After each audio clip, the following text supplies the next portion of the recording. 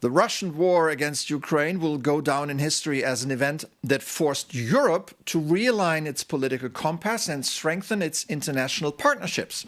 One of these partners is Kazakhstan, a former Soviet republic in Central Asia, about 10 hours by plane from Brussels. Rich in natural resources and energy, the country is gaining in economic and political influence and is offering a lot of opportunities to European investors. Now, Kazakhstan's President Kassym-Jomart Tokayev is in Brussels for a 2-day visit. Earlier, I spoke to the head of Kazakhstan's mission to the EU, Roman Vasilenko, and I asked him about Tokayev's message to Europe. His message is that we have done a lot, but we can do much more. Kazakhstan already is one of the largest suppliers of energy to Europe. It's the third largest supplier of crude to the European Union. Kazakhstan is also a major partner for the critical raw materials development in the future. And Kazakhstan, a country that develops AI, is also a partner in AI development.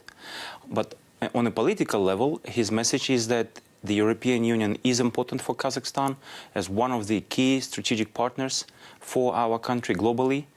We are in the heart of Eurasia, we border Russia, we border China, but we would like very much to strengthen our mutually beneficial ties with the European Union.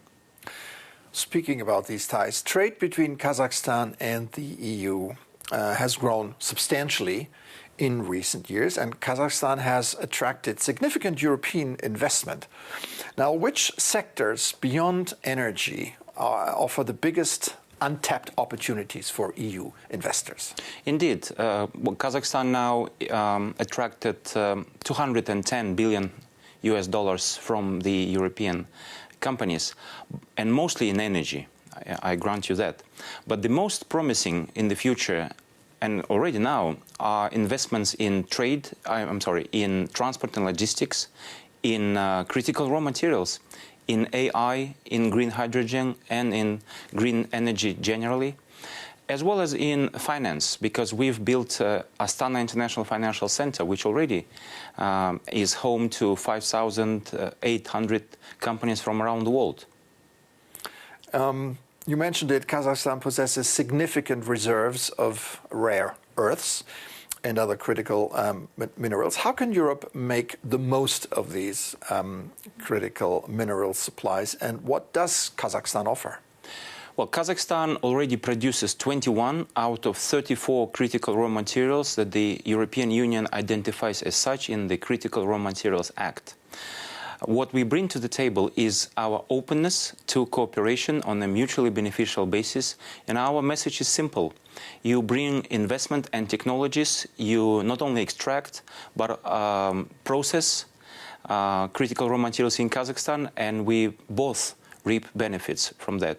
So already one big project in Kazakhstan is identified as a strategic project by the European Commission.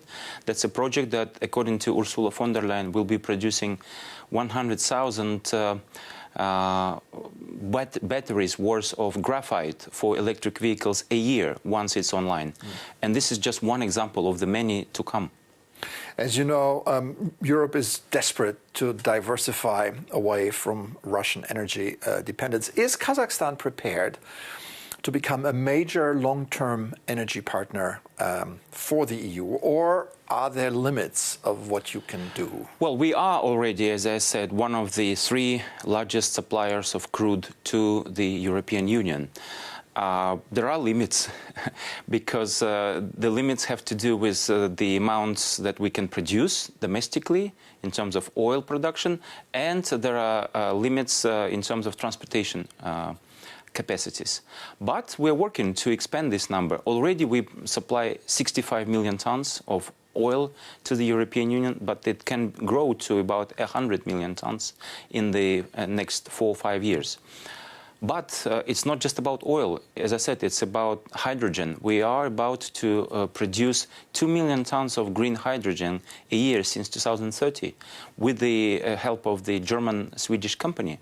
So we will be supplying other kinds of energy resources to the European Union, and we're keen to remain this important strategic partner for the European Union in its energy security.